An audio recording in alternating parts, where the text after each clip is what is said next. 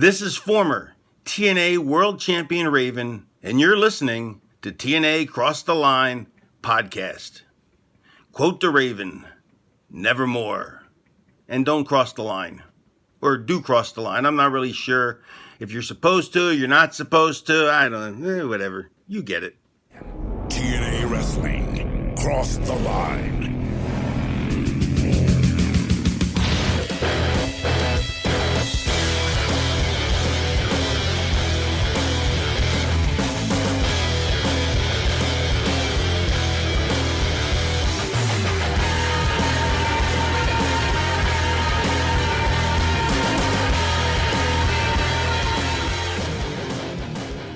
And we're back with episode 193 of the TNA Cross the Line podcast. I am Colling Jr. With me, as always, is Dallas Gridley.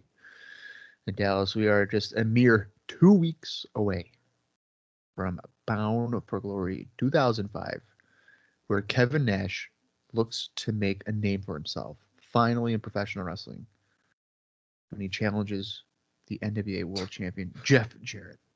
Just to make a name for I almost just spit out water. I wasn't even drinking. Yeah, well, he's bound for glory. And in order to do that, he needs to win the NWA World title.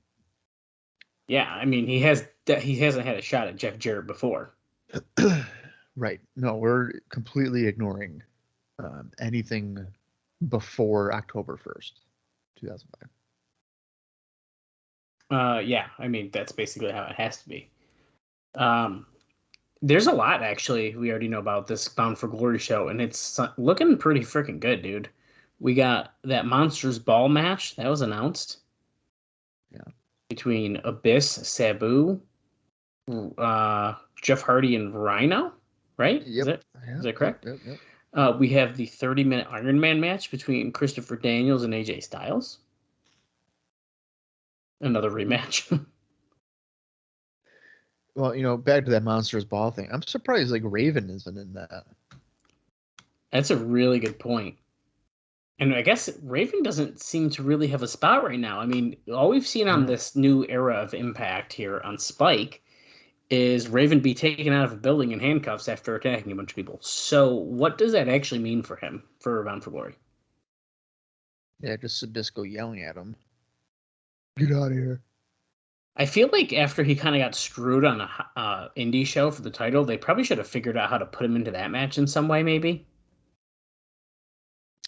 Yeah, I mean, that would make a three-way if you really need Kevin Nash in there or something. That'd be kind of unique. I don't know.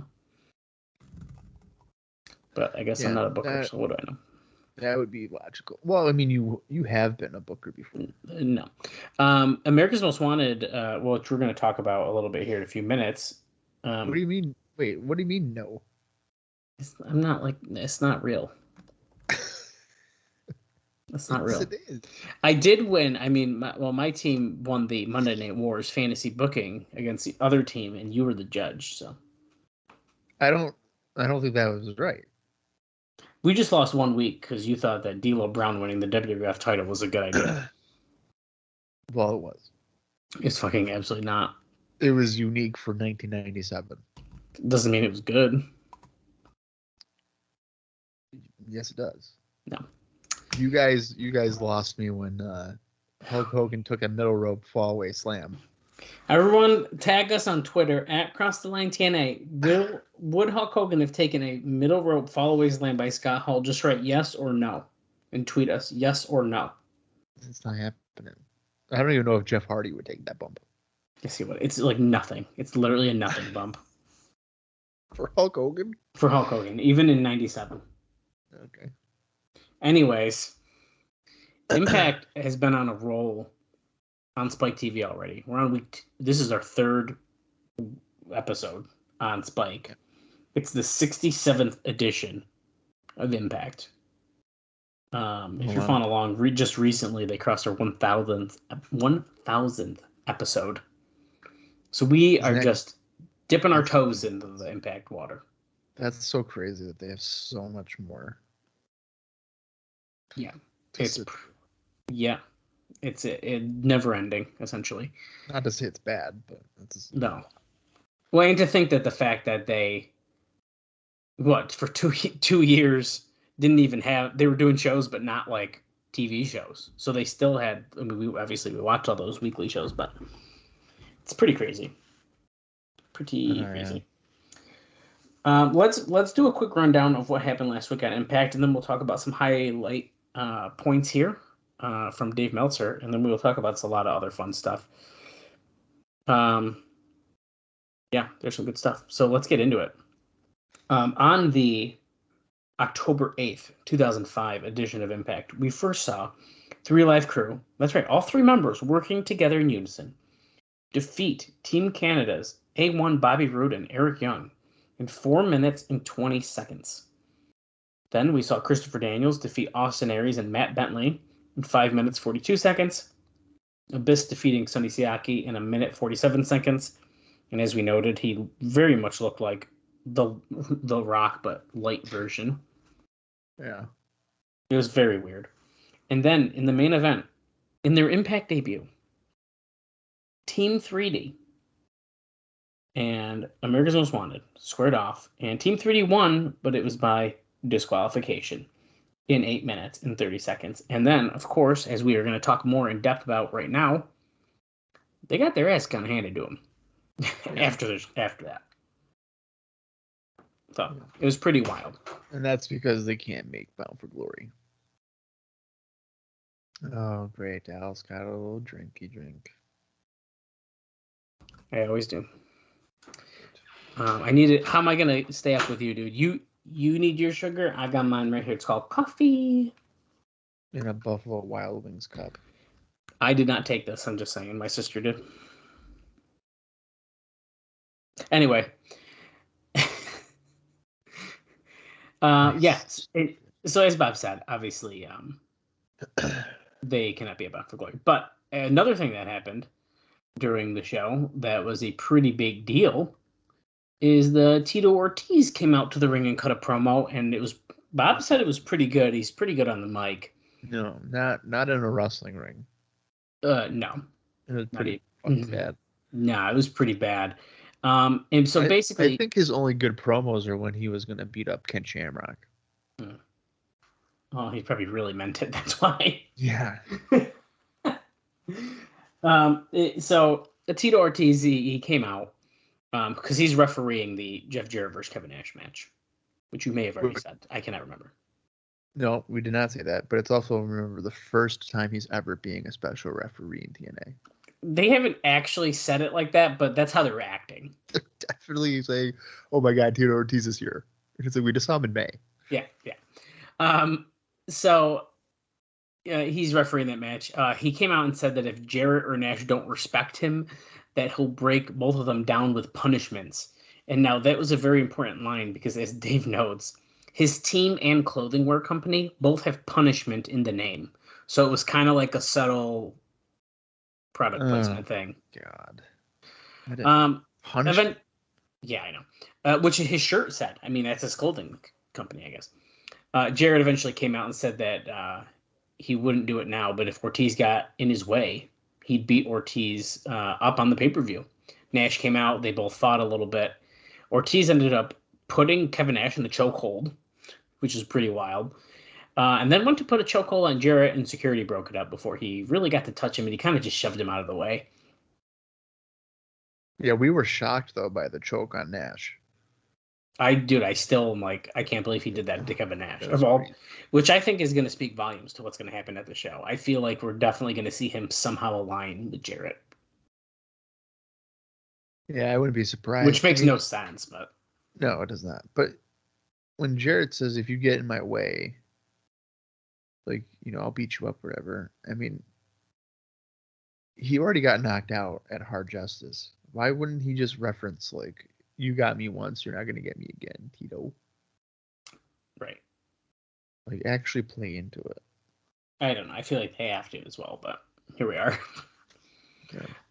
Also backstage at the show, I just lost where I was.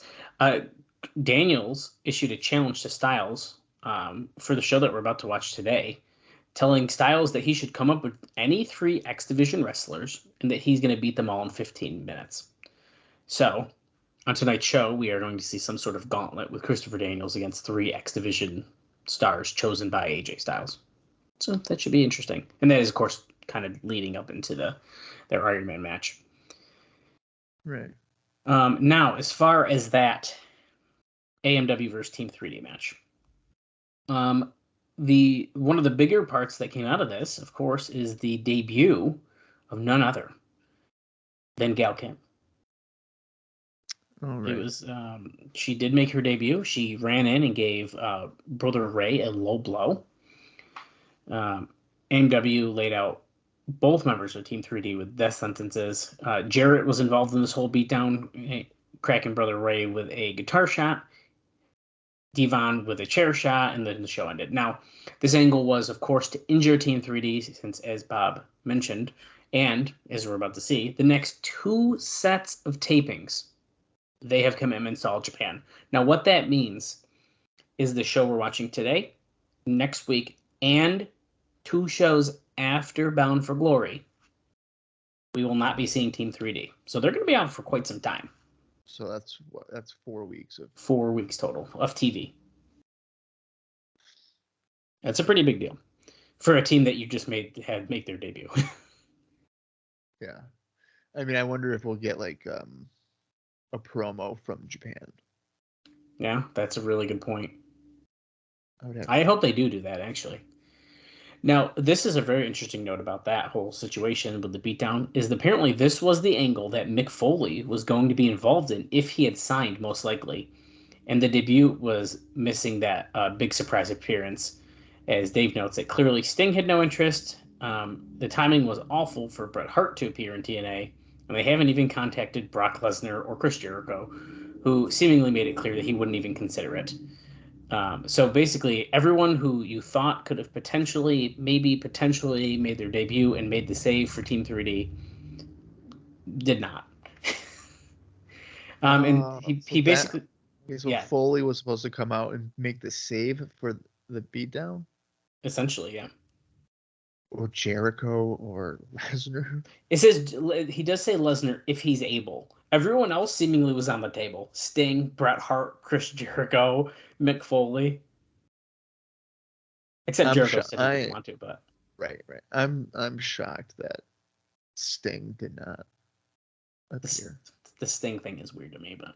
That blows my mind. I mean, like, he's wrestled in TNA. He wrestled at the Asylum. Right. And now you're on national television, the Velocity spot, and he has no interest in doing it, or he's not interested in doing it. That's so weird. Yeah, it's very interesting. And another quick note, because this is all kind of old stuff, wrapping up what he talked about in his initial report of this taping, but Samoa Joe was not wrestling. He says on the first 2 tapings, I don't know if that means the first 2 television shows or not, but we might not see him here. And basically, they're just going to be doing some videos and stuff to make his debut mean something several weeks down the line and really hype up Samoa Joe on Spike TV. Okay, his debut on Spike. Okay. Yes.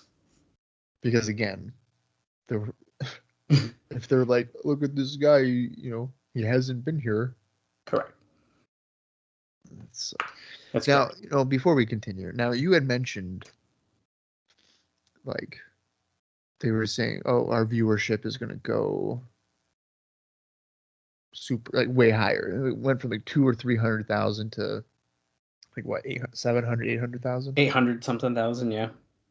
I'm still not convinced that additional 500,000 people don't know or didn't know what TNA was. I agree with that. Because on a Saturday at 11, you most likely know what you're tuning in to watch. Right, you would think so, right? Yeah, like I'm sure there's some fans that maybe did not know or never had seen it. Maybe they knew about it, they've never seen it. I think that's probably more the case. Yeah, but I'm not convinced that these people are not actively like aware of like what TNA is. Right. It's very interesting. We're going to talk about a couple ratings and stuff like that in just a minute. But I do have a couple quick other notes that he mentions that I thought were interesting about the last episode that we just watched. Like I said, I think a lot of this stuff's going to start to not be as in-depth as it is here as we kind of move on. But since it's the first Spike taping, he really kind of went into it. But he notes that early in the show, they had the crowd noise turned up so much for the 3 Live Crew vs. Team Canada match that you couldn't hear the commentary or Scott D'Amore promo that he got, which I don't know if I really noticed or not, to be honest, but I don't think I did either. And of course, we saw Conan throw his shoe at Eric Young when he was crouched on the top rope. He missed. He then threw another one, and he nailed him with that. And then he threw another shoe at Bobby Roode. But Dave says that he just doesn't know how he got 3 shoes. So I don't know if he picked one back up really quick and we didn't notice it or something, but I thought that was kind of funny. I'm sure that he got the shoe that he missed with back. It had to have been, right? That's what I'm thinking, yeah. So that Tito Ortiz interview that Bob really liked, apparently they edited the hell out of it. It was very I'm sure they did. He says that we heard it wasn't very good, but in edited form, he was fine, which is very generous for him to say. Yeah. Fine. Dude, you could tell that guy did not know what to say. Yeah. And even he says that the angle with Jarrett Nash didn't come across as good as it sounded on paper. Yeah, no, that was bad. Which the choke out thing, I disagree. I actually think it was pretty good, but no, I didn't expect that. Yeah, the physical part was fine. Yeah. The verbal part was later not good. He notes that Team 3D angle where they were beaten down worked really well because of the copious amounts of blood pouring out of both men's head that was shown with TV close-ups, which, as we are very well aware now, Spike doesn't care about blood, unlike FSN. He said it still felt a little rushed to get it all in during the show, but he said not sure about Gail Kim. But he does say that it was a mistake for WWE to cut her because she probably would have wound up as a good wrestler in their mix. Here, it's a little early, but she still lacks charisma needed for that spot. Part of the problem is that her back was turned to the camera during much of the angle. That's true. Which is very true because you saw the back of her head the whole time. Which was not how it was supposed to be, but it wasn't her fault because Brother Ray had apparently had his back at the camera when he was waiting for the low blow. So that's kind of what happened there. So it was not her fault. Yeah, because like when she first went in, I wasn't even sure who it was. I wasn't at first either. It was like, who the heck is this person? Like, oh, it's fucking Gail Kim. Yeah.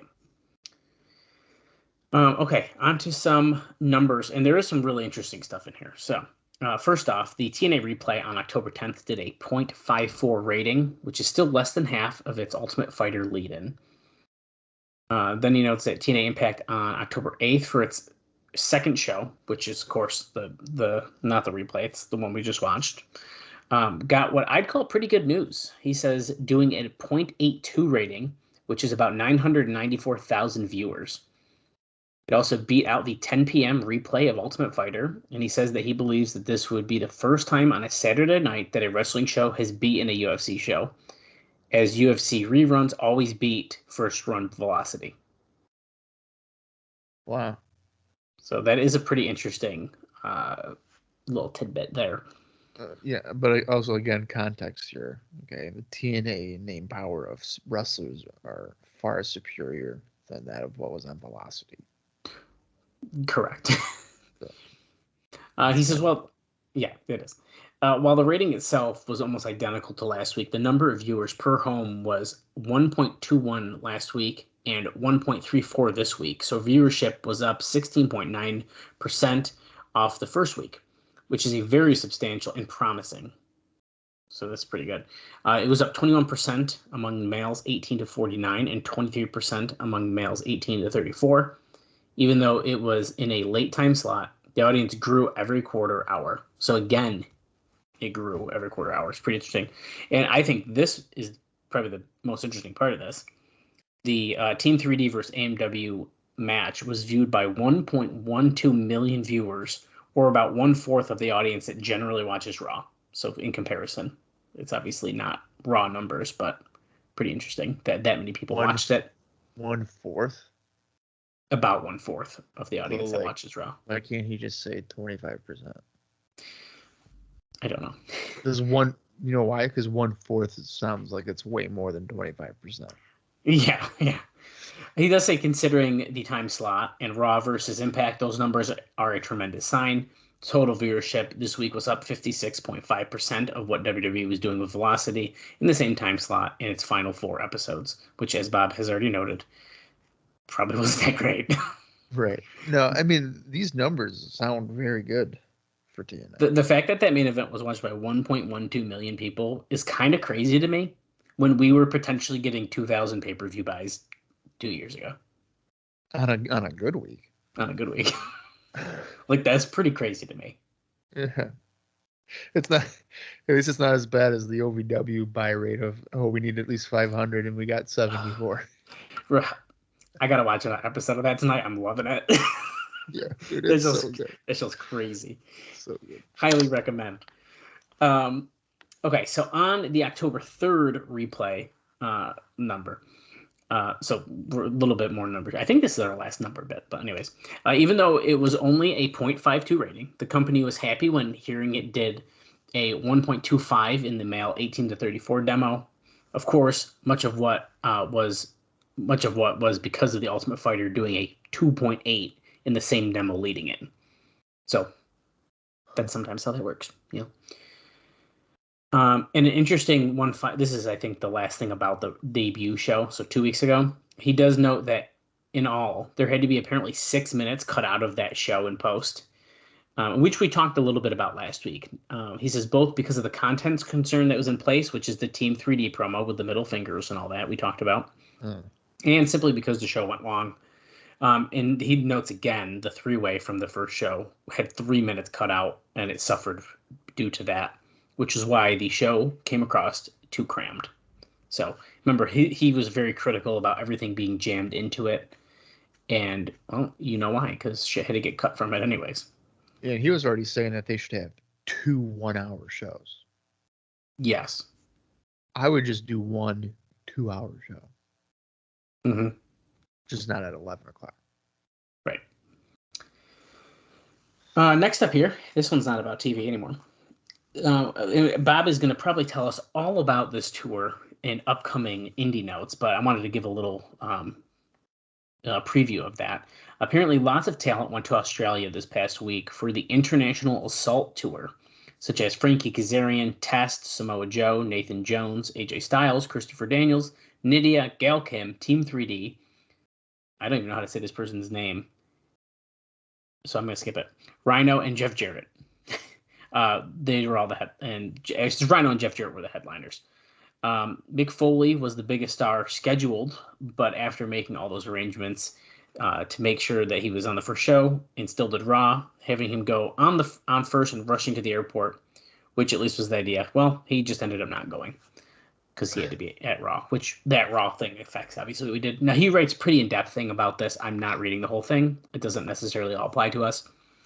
But a couple little tidbits here. Jeremy Borash was there filming all 3 events for 3 DVDs that they are marketing. And he's also producing the DVDs. And footage from the tour will air on TNA's international segment on Spike that starts in a few weeks. So I'm assuming that's going to be an explosion segment of some kind. And there was a bunch of different... I thought they weren't they going to show stuff on Impact about like international... I'm sure. I feel like they'll show a little bit of Impact, but I do feel like it might be more for this other show or Explosion or something. Now, Rhino and Jarrett are headlining. Is it against each other? Oh, let's see. I did not pull every match from this,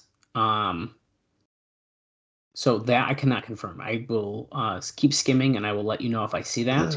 Because I think we're going to talk a lot about this tour because it goes like 3 or 4 days. Okay, because if it was against each other, I don't think they'd show that on TV because that doesn't make sense to...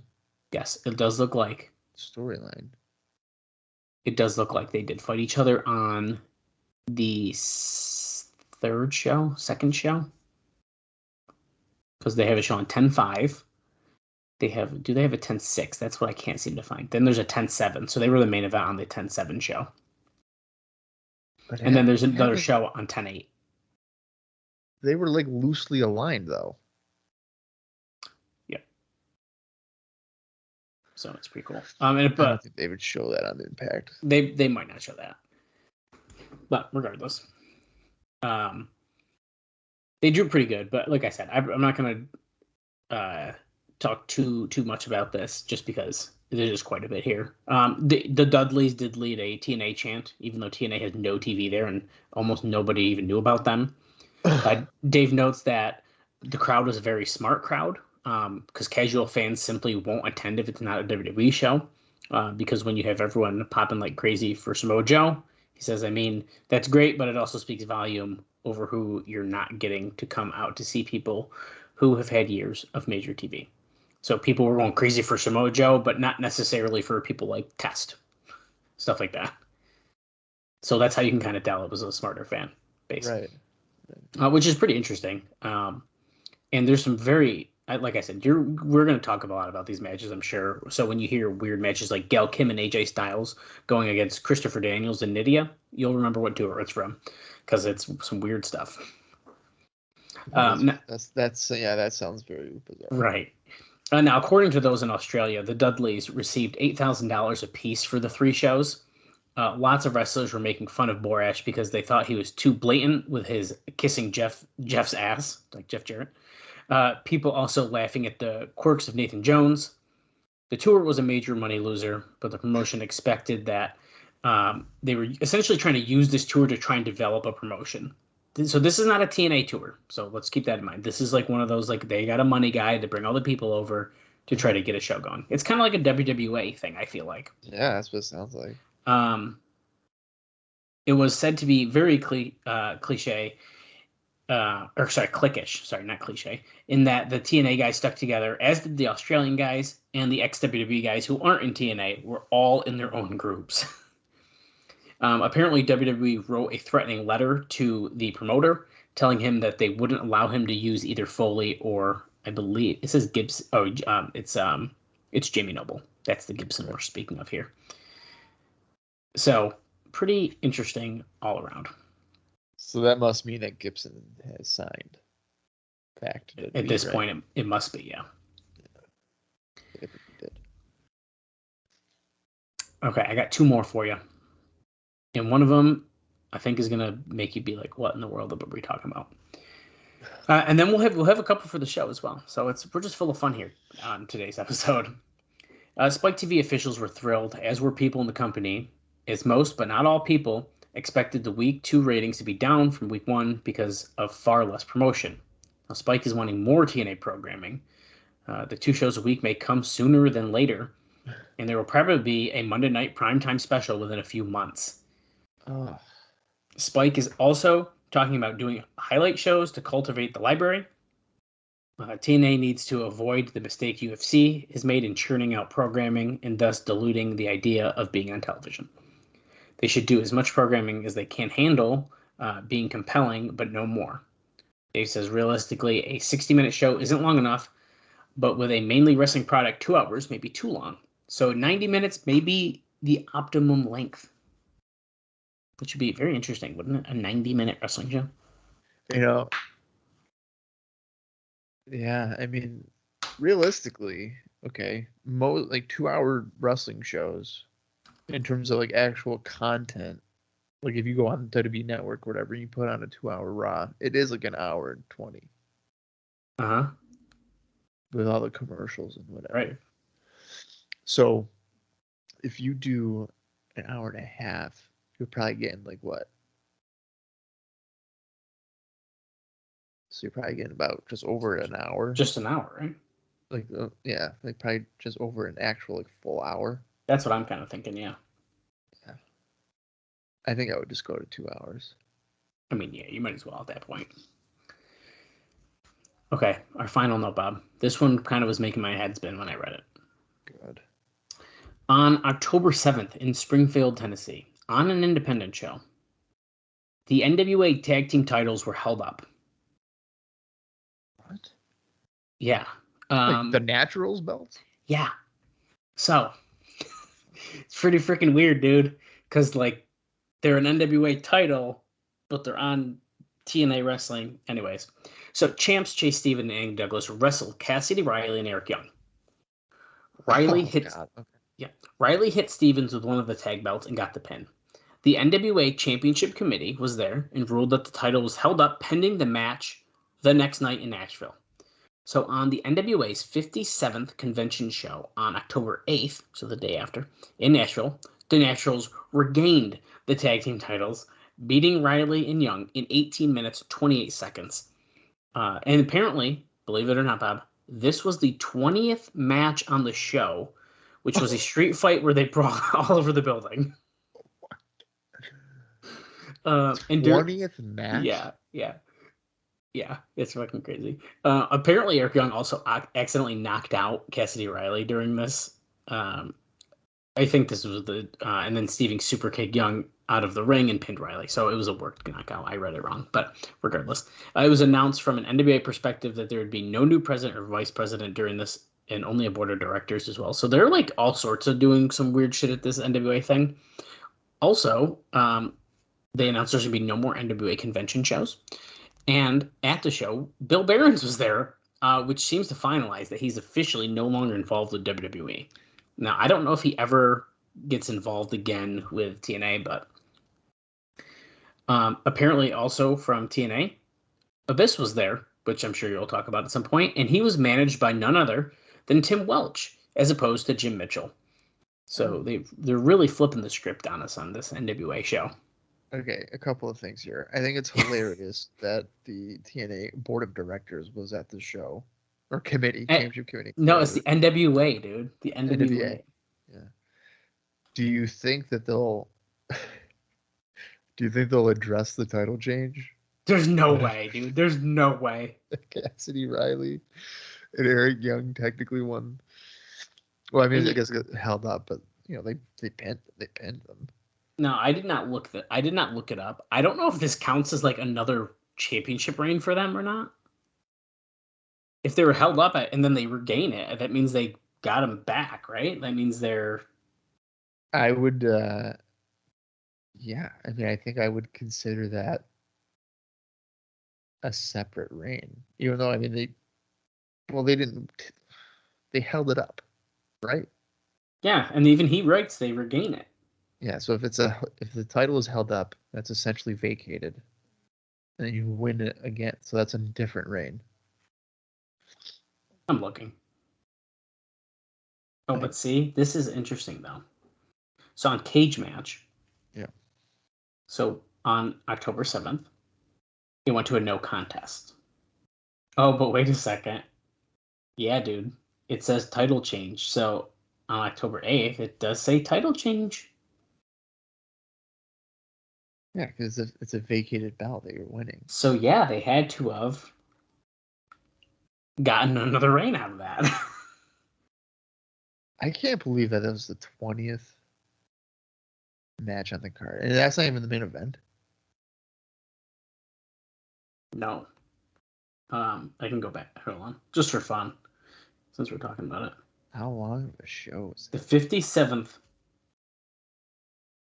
Holy shit. I've just never seen such a long card in my life. I don't know half of these names, but... this was the main event. So this was the 20th match.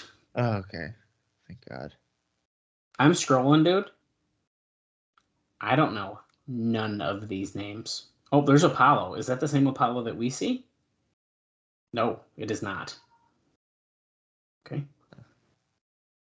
Oh, you know what? This is an interesting thing. Fergal Devitt. Hold on a second. I know him. Yeah. Whoa. Fedbella. That's right. He won the NWA British Commonwealth title on this show. What in the world? Who did he defeat for it? Drew Onyx. And Abyss fought Chris Michaels to a no contest. Oh, Chris Michaels. I like Chris Michaels. But yeah, I don't really know anyone on this, so that's fun. Well, so you were saying like that is not the same Apollo. You know, how many wrestlers in general, but we'll just say for TNA, 2 wrestlers having the same name,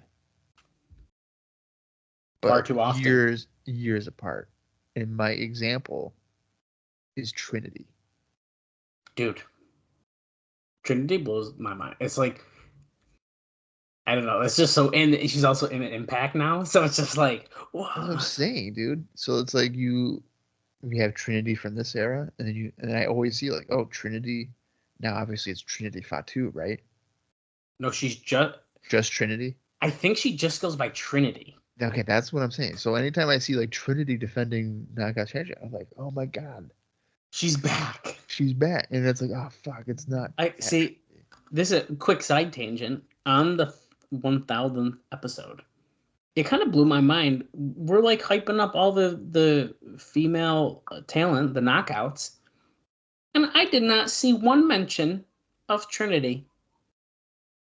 That's fucked up. Because listen, Tracy Brooks deserves all the credit she gets. I think Tracy Brooks is great, but Trinity was there first, was she not?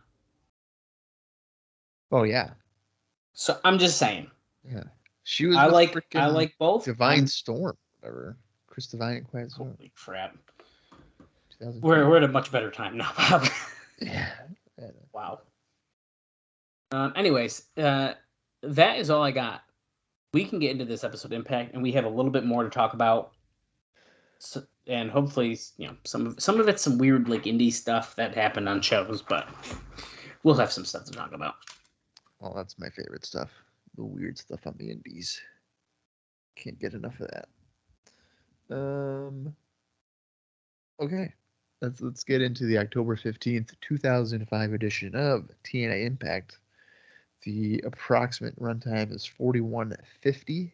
That's 41 minutes and 50 seconds. If you want to watch along with us, head over to Impact Plus, or maybe it's in your own personal collection. I'm going to count down from 3, and when I say play, that's when you want to hit that good old play button and watch along with us. So here we go. 3, 2, 1, play. This is TNA. Well, Bob, as this is kicking us off, and I'm sure we're going to start with a highlight package of seeing Gail Kim. Look at this, and she's about to get beat up. And then Jarrett, and here's the beatdown of Team 3D. The October 11th, 2005 edition of Explosion was taped before this show was. We saw Apollo and Sonny Siaki defeat the Diamonds in the Rough, which in this case was David Young and Elix Skipper. And Simon Diamond was, of course, ringside.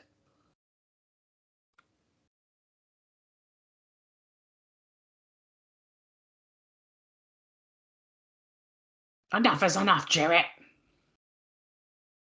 Speaking of Team 3D, I don't know when we're going to see a video of them again on the show, but there's going to be a Hardcore Homecoming show on November 5th in Philadelphia at the ECW Arena, built around Team 3D returning to the ECW Arena. Dave notes that it might be the final show, as they've heard no talk whatsoever regarding the originally planned Tampa and Fort Lauderdale shows in November. Huh. That's interesting. That isn't Fort Lauderdale. I would have thought they would definitely do that because ECW did pretty well in Fort Lauderdale. Okay, am I crazy, or is that intro slightly different than it just was the last 2 weeks? Like the logo at the end looked a little different to me. Am I going nuts?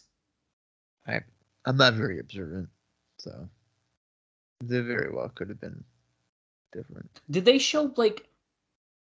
Oh, look, this is different, dude. The logo's got more yellow. The logo's got more yellow at the bottom, dude. Definitely has more. So Rhino versus Sabu tonight. We have the Iron Man Challenge, which is that gauntlet. Okay, so I was right about the intro, dude. Yeah, you're definitely right.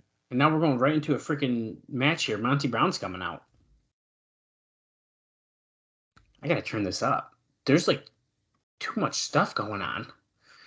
But did you remember seeing like the Monty Brown screaming in blue in like the intro before? Because he was blue, and then we saw some people in yellow. AJ Styles flew in the screen and he's blue.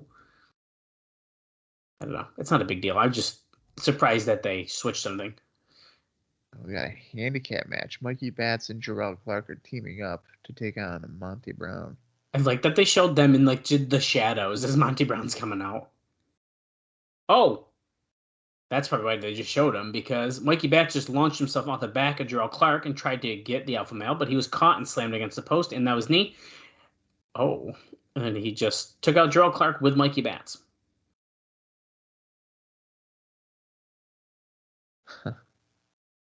Well, I was going to do indie notes for Jarrett Clark, but I feel like since he's kind of an enhancement guy here, I shouldn't. No, he deserves it. Give it to him. Oh my God, look at this gigantic graphic. That's huge. For ticket and for go to TNAWrestling.com for Bound for Glory weekend. Okay. Jarrett Clark has been working for Ring of Honor and FIP lately. Oh. Back on September 24th, he lost to Roderick Strong in a survival of the fittest first round match. Pounds! Yeah. Shocker. He'll probably do that again. Oh. No, powerbomb. Yeah. Alpha bomb. Jarrett Clark teamed with a guy by the name of Jay Fury in a losing effort in the number one contendership in FIP, where the Ring Crew Express defeated Eric Stevens and Steve Madison, and then Fury and Clark. And then Fury and Clark lost to Stevens and Madison on October 8th, the next day after that three-way. So, that match was fast. Yeah, it was. Monty Brown doesn't mess around, man. Can I just talk in hindsight for a second? I just don't know how you messed this dude up. No, I agree. Bound for Glory should have been Jarrett and Brown. So another interesting thing that we can kind of see is, like, going back on what we've seen is Monty Brown's doing squash matches again to kind of build them back up after he kind of just was doing nothing.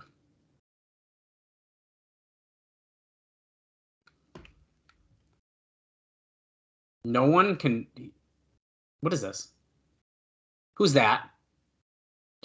It's the return of the Hoyta maniac, Lance Hoyt. I had no idea who that was for a second. That music. I didn't either. This is he's making his Impact on Spike debut.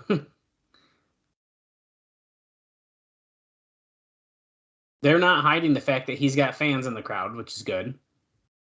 Yeah, they don't. Oh, they're fighting at Bound for Glory. They are. They just said it sounded like, yeah. Monty Brown's leaving. He usually doesn't back down from a fight. Is it just me or is Monty Brown? I don't know how to word this. He doesn't look as like muscular defined as he usually does. Let me see him again. I thought he was looking pretty jacked still, so hold on. No, he looks jacked, but I'm saying like he doesn't look shredded. He's a ticked off Texan. Coming Bound for Glory, you'll forever remember the name Hoyt. He's trying to get the crowd to chant with him. I see what you're saying, Bob. I see what you're saying. Yeah. He still looks pretty good, but I see what you're Is getting at. Hoyt dropping his first name? Is he no longer Lance? Oh, well, it said Lance Hoyt on his nameplate, so. He did. So Larry Zbyszko surrounded by security in an interview with Shane Douglas here. Okay. Can you explain to me why that security guy is staring at a wall? Wait, he's proud to announce something. Hold on. How is he? Oh, the Naturals defending the tag team titles against who he considers the number one contenders, America's Most Wanted. Next week on Impact, and here comes Raven coming after Larry Zbyszko. You mentally deficient? Oh, he's swearing. They're beeping it out.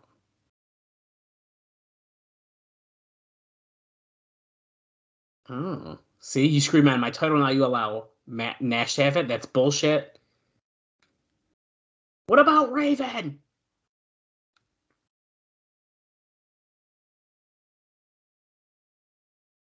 Oh, Zbyszko wants him out, out, out.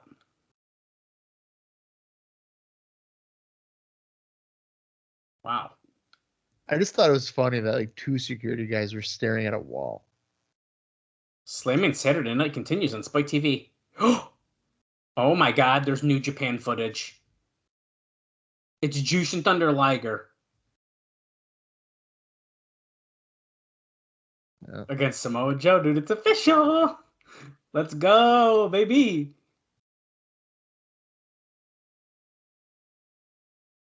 Sunday night, October 23rd. Speaking of Jushin Thunder Liger, Bob, his appearance after Bound for Glory on the October 25th Spike tapings is in jeopardy due to a scheduling conflict in Japan. They're still awaiting whether he will make TV or not, but it is confirmed for the Samoa Joe match on Bound for Glory. So, pretty exciting. David Young doing double duty. Here he comes with Simon Diamond.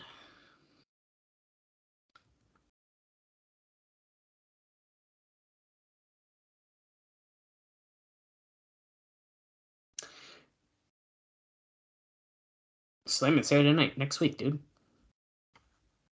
Samoa Joe's debut is next week on Spike TV, and they did say his Spike TV debut. Yes, they did. They specified. That's good. I mean, after you show a video package of him actually wrestling in TNA, you can't say it's first time ever. Right. Here comes Matt Bentley with Tracy. I want one of those hanging up, those TNA signs that are hanging up, dude. If I could have got one of them. You have too much wrestling stuff. I know, but a logo sign like that would have been sick.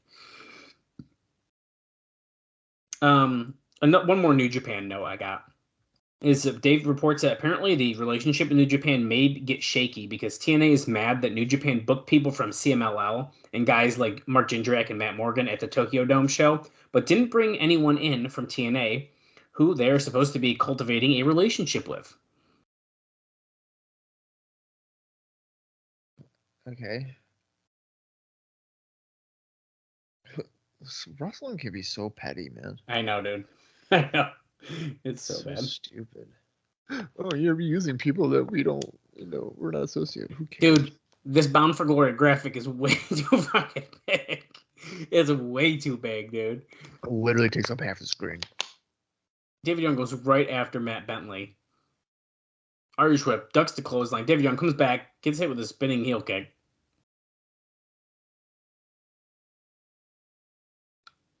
That's okay that I don't have a TNA sign because I got a Bound for Glory sign from the very first show.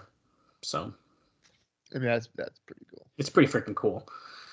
I feel like this is a really random pairing for a match. David Young and Matt Bentley. One of them is an X Division and the other guy is in a jobber tag team.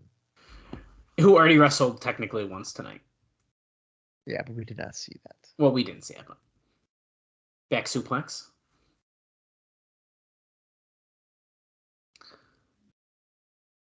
Well, of course, Matt Bentley is going to be in the Ultimate X match at Bound for Glory. Yeah, does it look like David Young is getting out of shape again? Mm-hmm. I can tell for him. Yeah. Monty Brown, maybe. David Young, kind of. No, I mean, Monty Brown still is like a big guy. I'm just saying he wasn't like shredded, defined. I mean this with all due respect. I can't believe David Young is still here. I mean, wasn't he on like the first show? Yeah, well, he was or on second. the first. Yeah, first few there because he was with Bobcat. Bobcat, dude. Yeah, swinging neckbreaker, and then he also lost, 93 matches or whatever in a row. Yeah. Matt Bentley climbing to the top after that suplex. Let's see. Dropping an elbow on David Young. He's got to do what Shawn Michaels does when he does like the Simon Diamond up on the apron, but he got knocked off by Bentley. Oh, David Young tried to take advantage. He gets pushed into his manager. A little flapjack. I think it's pretty clear that these guys have different styles. Yeah. Super kick by Matt Bentley. Because Matt Bentley usually looks a lot better than I think he just did in that match, and he just got the pin. And here comes Petey Williams going on an attack. Okay. Canadian Destroyer. He's not going to hit that, is he? Yeah, he did. Oh.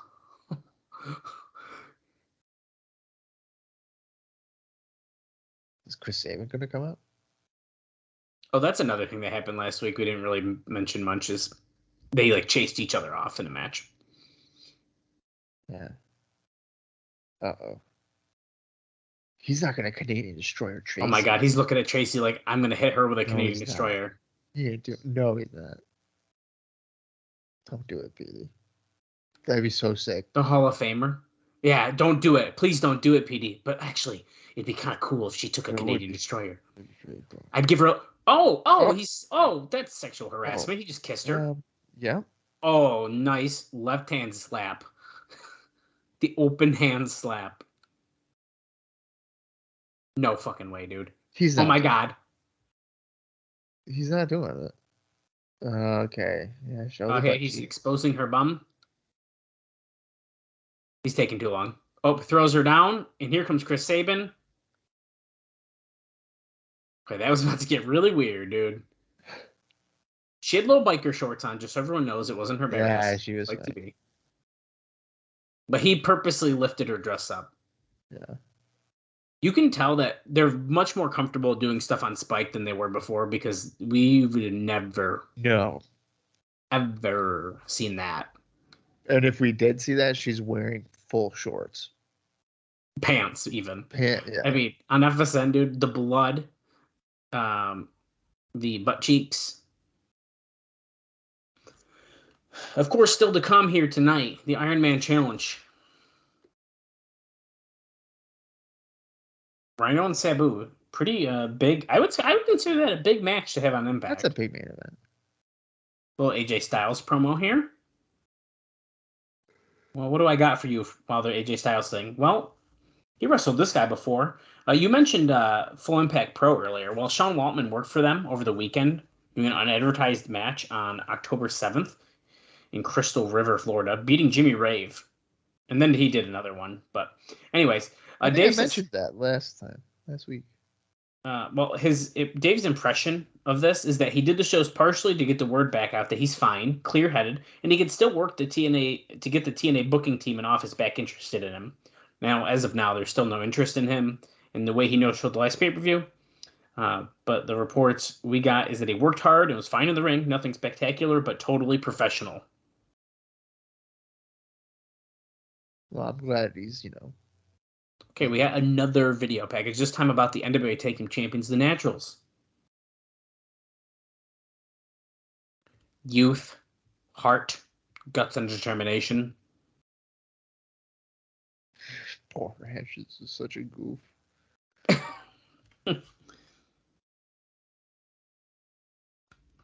And next week, AMW against... I feel like I would have put that in Bound for Glory. I agree. The first title match, though, on Spike. Oh, wow. So.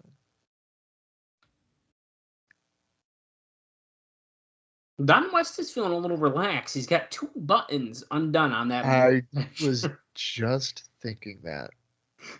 He's feeling a little relaxed here on Spike TV. Yeah. Showing some chest there. Wait, we're showing a video at a funeral home in West Orlando.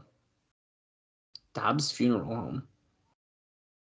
Kevin Dunn, Paul H. I saw it. Oh my God. Dude, I forgot about this.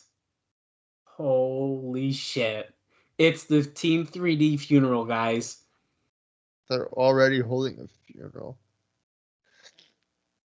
Team Canada's there crying. Jim Mitchell's reading the eulogy. Gail Kim and Jeff Jarrett are crying. Abyss is standing in the corner.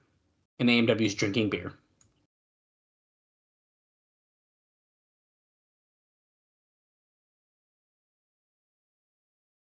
I can't say what he's saying because he's talking in very weird ways. He's talking like Raven does.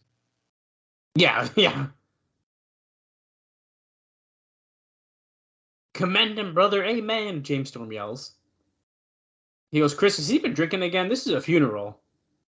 I gotta piss. Hurry up, though. Okay, he's turning it over to America's Most Wanted, as he also has a Team 3D shirt he's crying into.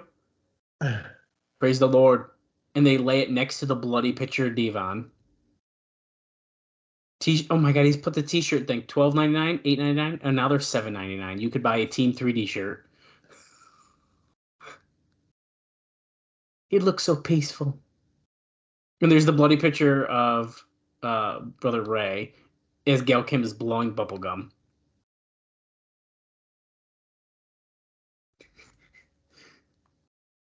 If it wasn't for America's Most Wanted, Team 3D would still be with us. Eric Young was sleeping.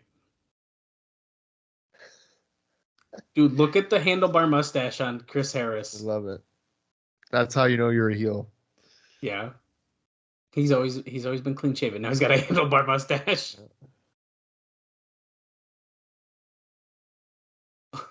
The best crushed the tissue box.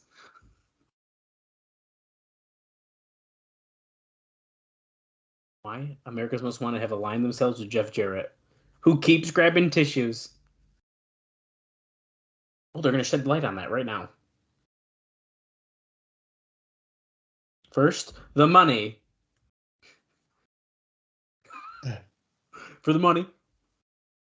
For the power. Third most important. To show teams like 3D they can't come into TNA and take our spot.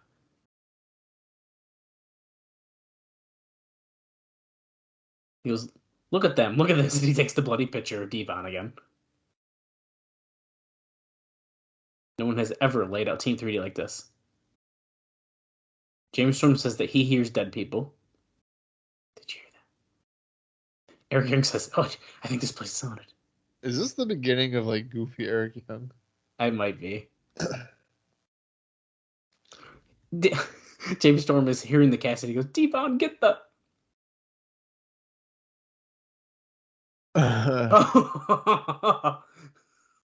They're already dead. They don't need another lawsuit. Oh, we're coming back the day after Bound for Glory for another burial. Showtime, how many suits you have? Oh, the next burial is Kevin Nash. And here they go, leaving arm in arm. Bob. Oh my God, James Storm was peeing in the casket. He dropped his pants. Oh my gosh. Not in the casket. I gotta piss. Coming soon, Kevin Nash. I gotta say, it's kind of weird seeing Team Canada and AMW like friends. Oh, yeah. Was that not one of the best segments we've ever seen in TNA's history so far? That was pretty good. That was incredible. Yeah.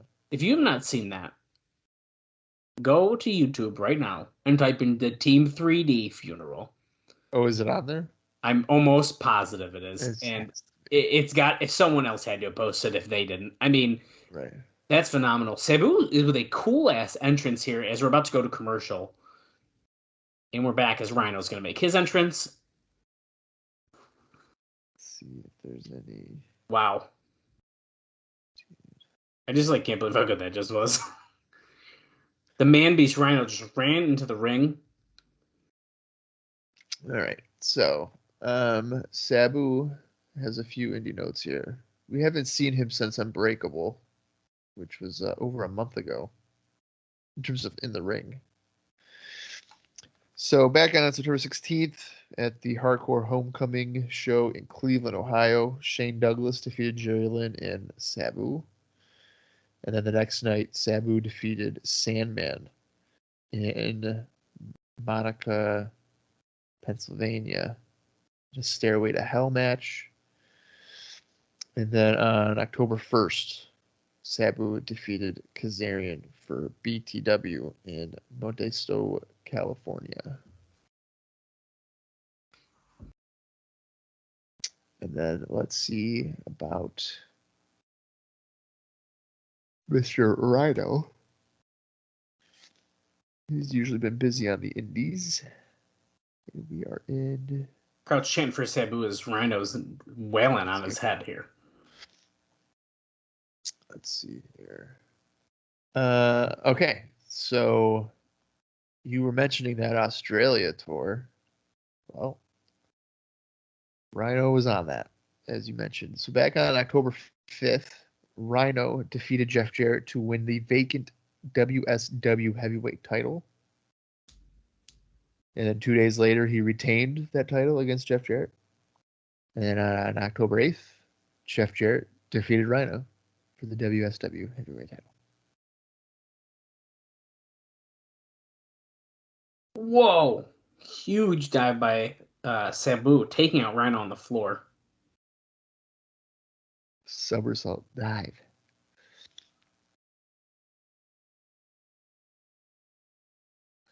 Look at Rhino being a pro and catching Sabu.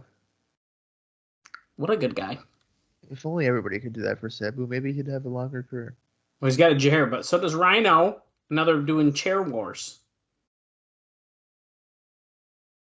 Oh, he knocks the chair to Sabu's hand and then wails on him. Oh, man.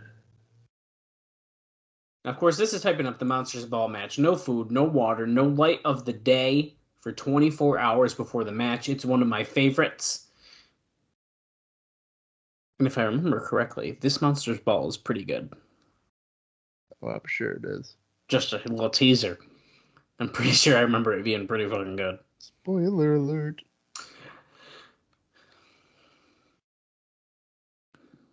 Rhino laid out the chairs there on the ground. He's climbing to the middle rope. He's holding Sabu. Is he going for the Rhino driver off the middle rope? Oh my god. He's not about to hit it. Okay, Sabu slipped out. He almost hit it.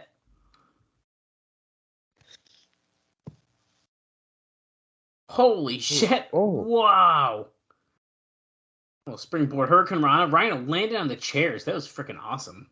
Why does Andrew Thomas lift his entire body up on each count? Good question. How is Sabu still doing some pretty cool shit in 2005? There's Abyss, and Sabu whips a chair with his head. Gore! Oh. Well, I should do that. What? He does, dude. He almost stands up when he's counting. It's weird. Rhino wins, but Abyss is coming in the ring. Oh, shit. He's attacking Rhino. Weren't they just tag team partners? Well, they were just buddies, but they're fighting in like 2 weeks, so. Yeah, you're right. If there's a Monsters Ball, then I guess they do hate each other. Belly to belly suplex. He's going for the gore. Nope, Abyss gets a big boot. Where's Jeff Hardy?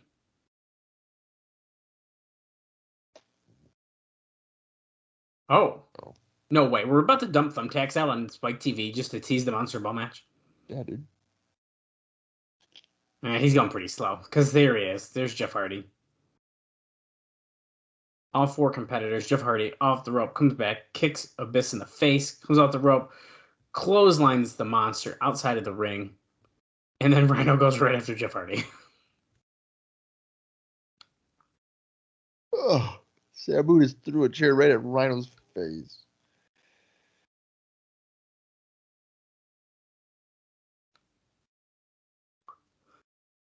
Look at, they're all getting banged in the ring. They're all doing their taunts to each other. Yeah. Oh, here comes a whole bunch of security. That's all of Larry Zbyszko's security, so now Raven can go after him. Now here's the thing, for continuity, you're right. He should be able to get back in the building. Coming up next, the Iron Man Challenge. Well, we're about to go to a commercial comeback, and then I will tell you a note. I got 2 more. Oh, it's just a highlight. Perfect. So it says the night before Monday Night Raw started. I don't know which Raw we're talking about, but it doesn't matter. Jerry Lawler and Kip James wrestled each other on an indie show, which apparently they played off a TNA versus WWE and Spike versus USA in the mic work, with James playing heel since Lawler at this stage is the better babyface. James pointed out people should watch Spike every Monday night to see Lance Hoyt, P.D. Williams, and Monty Brown. All of those whose names got good reactions. And then Like Kip went with that direction? Yeah. And then, sorry, I lost it. And then he finished by saying that you could see Jeff Jarrett and people booed a lot. Lawler, then on USA, you could see Kurt Angle, Steve Austin, John Cena, Triple H, who, of course, got pretty good reaction. Cena and Triple H got a little bit booed there, though. But the psychology of doing this is that to expect to face Lawler to get his biggest cheers from the last names. So they must have been surprised that people were booing John Cena and Triple H. But and that's, of course, why Kip said Jeff Jarrett last, because he knew people were going to boo it. Right. Oh, what was that 6-man they just said for next week? I don't know. Lance Hoyt's in it, though. Lance Hoyt and Jeff Hardy, I saw. Here comes Christopher Daniels. Oh. The self-proclaimed Mr. TNA. If you're following along, by the way, we're at 28 minutes and 20 seconds. Well, guess what? Daniels has quite a bit of indie notes here. Okay. So, back on October 1st, Daniels defeated Azriel and Matt Seidel at Ring of Honor's Joe versus Kobashi in New York City. And then the next night in Philadelphia, Daniels defeated Jimmy Yang. And then Daniels was also part of that WSW tour that you've mentioned. October 5th, in a 30-minute Ironman match, in match 1 of a best-of-3 series, AJ Styles defeated Daniels 1-0. October 7th, match 2, Daniels defeated Styles to tie it up 1-1. October 8th, it was that mixed tag match where AJ and Gail Kim defeated Daniels and Nydia. And then the best-of-3 series match 3, AJ defeated Daniels to win 2-1. We have the 15-minute timer has started. It's kind of like the Fox box, but it's I was not. just gonna say, yeah. And Shark Boy is the first opponent that Styles has chosen. It's quite the decision. But you know what? Shark Boy does have a pinfall victory over Christopher Daniels very recently. Yes, he does. So- The final one for Christopher Daniels. Oh, sorry. I didn't realize that there was one more. Scorpio Sky, SCU defeated Christopher Daniels for Pro Wrestling Guerrillas straight to DVD in Los Angeles, California. At this point in time, it probably deserved to be straight to DVD. If the last PWG match we watched was any indication. Yeah. Well, I might as well give you my final note of the show before this Daniels match. still has that thing around his neck. Oh, yeah, he does. I don't like Yeah. that because this is a separate Not a taping. fan. He should not have that. Yeah, I'm not a fan. My final note of the night, Dixie Carter did an interview with Scott Williams regarding not really opening the checkbook for Foley. She said, quote, "We thought we had him. We thought we had a deal negotiated, but if Vince chooses, he can pretty much one-up anybody if he really wants them. It's going to come down to someone making a decision from the heart versus the head. Someone's going to have to say, this is the kind of product I want to be involved in, and it may not be about the money."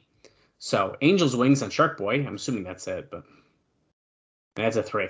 Yeah, so she seemed very disappointed that Mick Foley did not make the decision to come to TNA yet.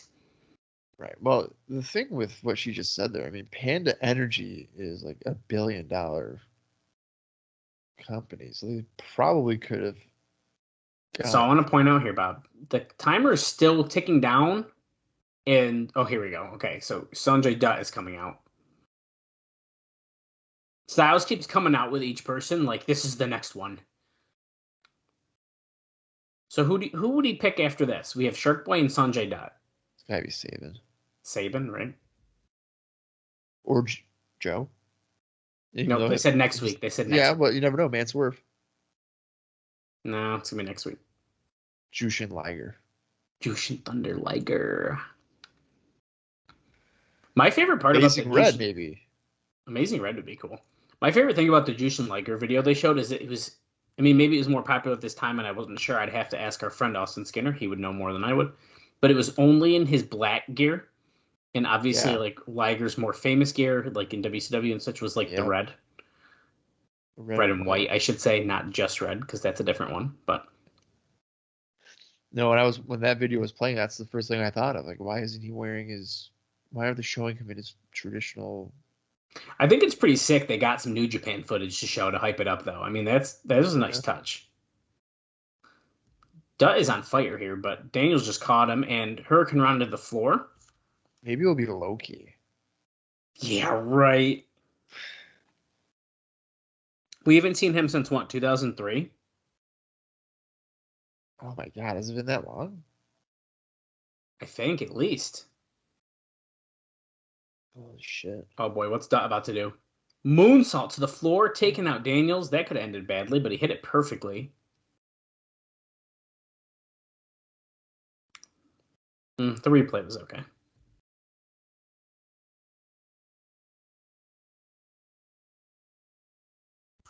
We're going to take a quick commercial break. We will see more of this match when we return. And we return, and Sanjay Dutt has Daniels in an octopus stretch.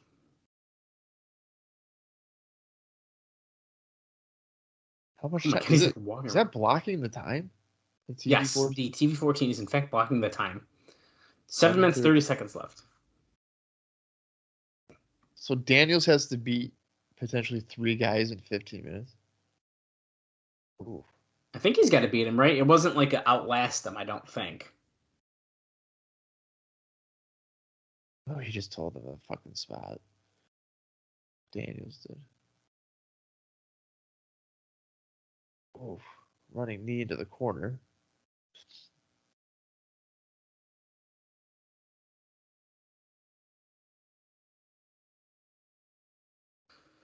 Daniels stomping Sanjay Dutt in the corner. This one's not as easy as Shark Boy, is it? Christopher Daniels.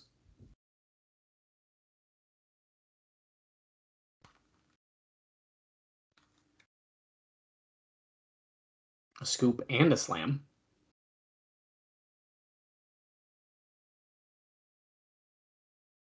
We would have so been going to the fan event, dude. The day before. I'm not. 4 hours early. No. And then, of course, the first 30 minutes of our 3.5-hour pay-per-view is free. You would be telling me how it went. I would not be going to. You're such... You're a pain in the ass. Yeah, Bob, are you ready for 3.5 hours of Bound for Glory on October 23rd? Well, it's a big show, so... It is. It's good. I think it's going to be exciting.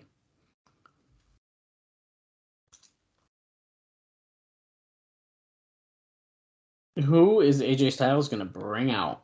Well, I'm confused. They're basically guaranteeing there'll be a third person, but if Daniels doesn't win, wouldn't that make it null and void? Who could it be?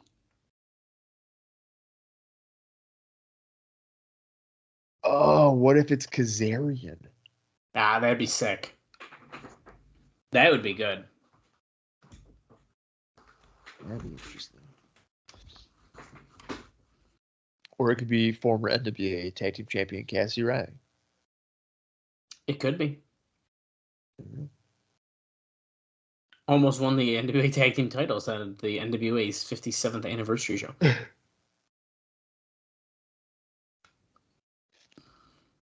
5 minutes remain. Oh, nice move. Wow. It's like a flipping... Slingshot, somersault, Hurricane Rana. Yeah, it was nuts. The original player from the Himalaya here. Back body drop on Daniels. I have a feeling this part's going to end very abruptly in a minute. I just got this weird feeling. But Dutt's really holding his own against the former X Division champion. Oh, look, he's dancing up on the rope. He calls it the sprinkler. Running back elbow. You're going to do it. Oh. Oh, he's doing my the sprinkler. God. He drops an elbow.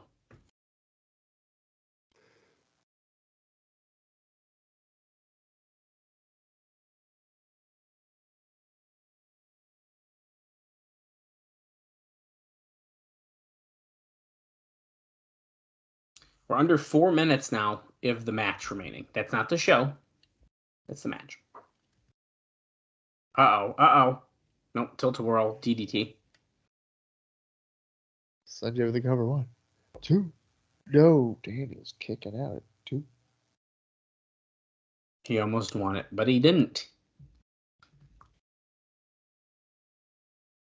Time is running out for you to get a ticket. Uh-oh. Hindu press. 3.5 minutes? Nope. Oh my God. Misses the Hindu Goes press. through. Comes back. Daniels throws him into the post. That hurt. Step up Insuguri by Daniels. And here you go. Angel's Wings. See you later. There we go. That's got to be it. 1, 2, 3. And that's it. Who is going to be the third man? They have under 3 minutes, and the timer mysteriously disappears. Oh, there it is. Oh, yeah. Okay. Sting. Wait, he's on the microphone. 2 down, 1 to go. AJ Styles, hurry up. Bring the next victim out.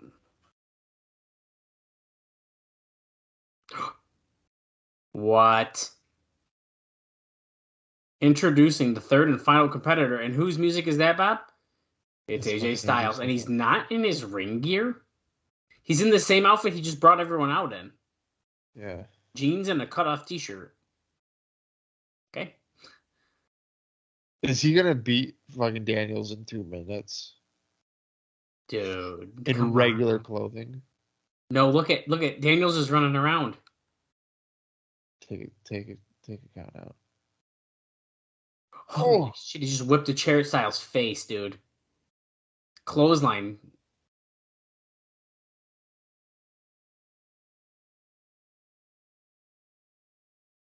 Oh, whip Styles against the Mouse of the South energy drink sign at the guardrail. Yikes. Which I would not be advertising if he's not coming to their shows anymore. He was just on Raw, apparently.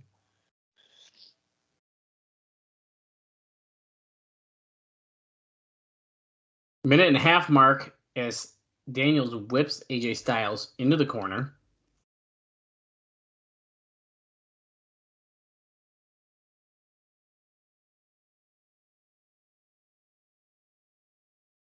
A little high knee in the corner.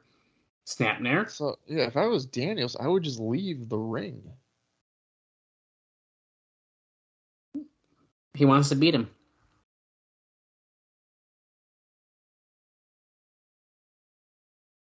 Under a minute, 57 seconds left. Scooping a slam at Daniels. Going for another cover. 50 seconds remain. Daniel says it's time to finish it off. He's going for the angel swings. When you do the pumping motion before, you know you ain't getting it in. Yeah. He's like... He's not hitting it. Uh-oh. AJ, couple right hands. Oh, they're trading punches. Under 30 seconds now. Irish whip. Comes back. Styles slips underneath. Huge clothesline. Taking down Daniels. Back elbow. And a clothesline. And a back elbow. 12. Maybe he's not going 11, to beat him. 10. He's just not going to get the 15 minutes. 5, 4, 3. Flying forearm by Styles. He trips. And there you go. He fucked that up. I think he fucked up. No, I think he was supposed to. You think he was supposed to fuck up? I do. I think he was supposed to fuck that up. Like he slipped up just at the last second. Yeah, I think he was on purpose. So does that count as a win because he survived the 15 minutes? I would assume so.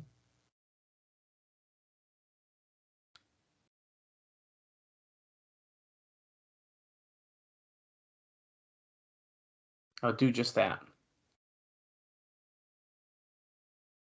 Why was he acting like as if we didn't already know? I was just about to ask you, did I slip earlier? Or I thought we already knew. We definitely did. No, we knew. They've already said this. So it wasn't any kind of surprise. Styles takes off his shirt, and we go off the air. All right. Well, I mean, that was solid. Probably the highlight of the show for me was the segment of Team 3D's funeral. Oh, dude. I mean, that's like an all-timer. I agree. That's a thumbs-up episode of Impact, I would say. I thought it was really good. That segment, dude, I forgot that was a thing. And it was just as good this time as it was the last time I saw it, which I don't even know when it was. So, that big highlight for me. I honestly thought that funeral thing was much later. I guess I must have too, because and maybe I just don't remember it being on An episode of Impact? I mean, it makes sense, but I don't know. It was really, really good, though. Very well done. And as far as like segments in TNA's history so far, I mean, easily one of the best, if not the best. Like pre-produced segments. Like it was really good. Yeah, so far. You mean. So far. Yeah, so far. So far. You have to keep Although it holds up pretty freaking good.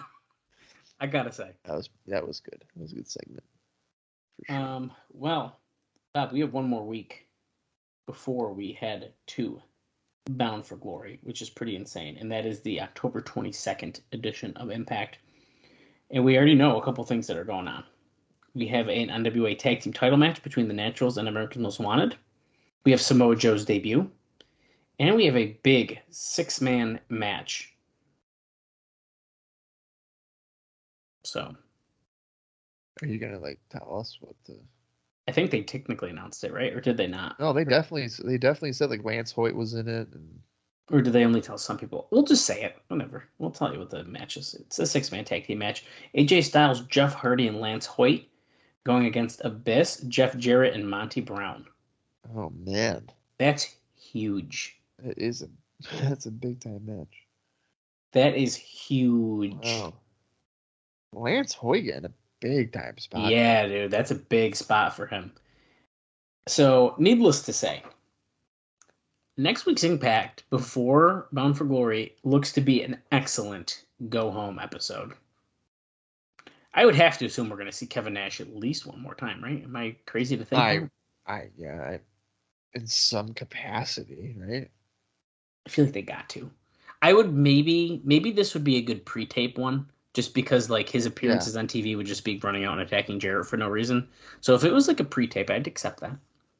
Sure. But needless to say, dude, I am getting really excited for Bound for Glory. I am too. I think it's going to be a really good show. Hopefully. It's getting a little sad though. We're getting to the end of like the first of every one of these big pay-per-views. You know, I'm a little sad about that. But well, that's true. Oh yeah, okay. Bob is falling asleep on us. Hey, when you're a type 2 diabetic, you get tired. Oh geez, here he just broke the news to you guys. Yep, recently found out type 2 diabetic. My life is over. He's completely fucked up his life. I blame my father. Runs in my family. He's a piece of shit. So has nothing to do with my diet and what I was doing in my life. Nope. Nope. Definitely not. Family. Anyways, Bound for Glory coming up October 23rd. Never had a shot. I was doomed. Oh my god. As soon as I was born. Oh my god. But yeah, all right. We have one more episode of Impact, and then it's Bound for Glory. Can Kevin Nash, in his young career, win the NWA World Title? We'll find out in 2 weeks. So join us as we continue to relive some classic TNA wrestling. Until next week, for Dallas Gridley, I am Bob Colling Jr. This has been the TNA Cross the Line Podcast.